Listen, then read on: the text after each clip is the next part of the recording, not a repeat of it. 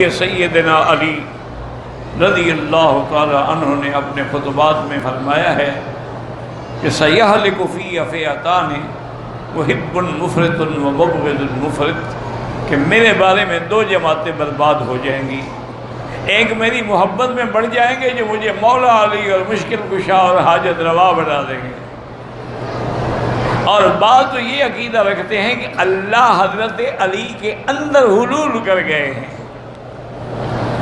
اس لیے ظاہر میں وہ علی ہے لیکن باطن میں تو خدا ہے۔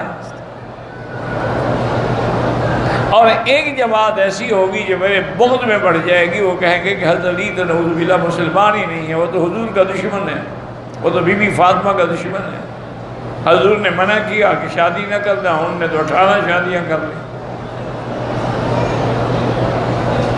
انہوں نے نعوذ باللہ انکار کیا حضرت علی کی شان سے۔ تو دونوں فرقے برباد ہو گئے، جن نے خدا بنایا وہ بھی ہلاک ہو گئے، جن نے توہین کی وہ بھی ہلاک ہو گئے۔ اور کامیاب کون رہے؟ جو اعتدال پہ ہے کہ حضرت علی بندہ ہے، ابن ابی طالب ہے، داماد محمد مصطفیٰ ہے، رابع الخلفاء ہے، رضی اللہ تعالی عنہ وارضا، زوج سیدہ فاطمہ ہے، اور حسن حسین اور ام کلثوم کا ابا ہے۔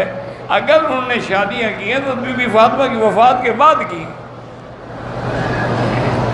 تو بہرحال یعنی دو فرقے ہمیشہ پیدا ہوتے ہیں، ایک محبت میں بڑھ جاتے اور ایک بغض میں بڑھ جاتے۔ جیسے آج کل ہمارے ہاں بھی دیکھ لیں آپ، ہر چیز میں دو فرقے ہیں۔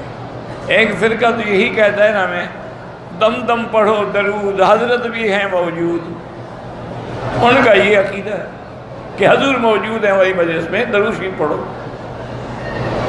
اور دوسرے وہ ہیں جو کہتے ہیں جی نہیں، اللہ کے نبی تو فوت ہو گئے، جب مر گئے تو مٹی میں مل گئے، ان کا تو وجود ہی باقی نہیں ہے۔ دونوں فرقے پٹڑی سے اتر گئے اور ہلاک و برباد ہو گئے۔ جنہوں نے حضور کو ہر جگہ حاضر ناظر سمجھا وہ بھی ہلاک و برباد ہو گئے، اور جنہوں نے حضور صلی اللہ علیہ وسلم کے جسد اطہر کی توہین کی وہ بھی ہلاک ہو گئے۔ اللہ کے نبی کی حدیث ہے کہ ان اللہ حرم اجساد الانبیاء علی الارض، اللہ نے زمین پر حرام کر دیا ہے وہ پیغمبر کے جسے کو ہاتھ تک نہیں لگا سکتی، چھیڑ ہی نہیں سکتی۔ اللہ کے نبی جیسے دفن ہو اسی طرح زندہ ہوتے۔ واللہ اعلم۔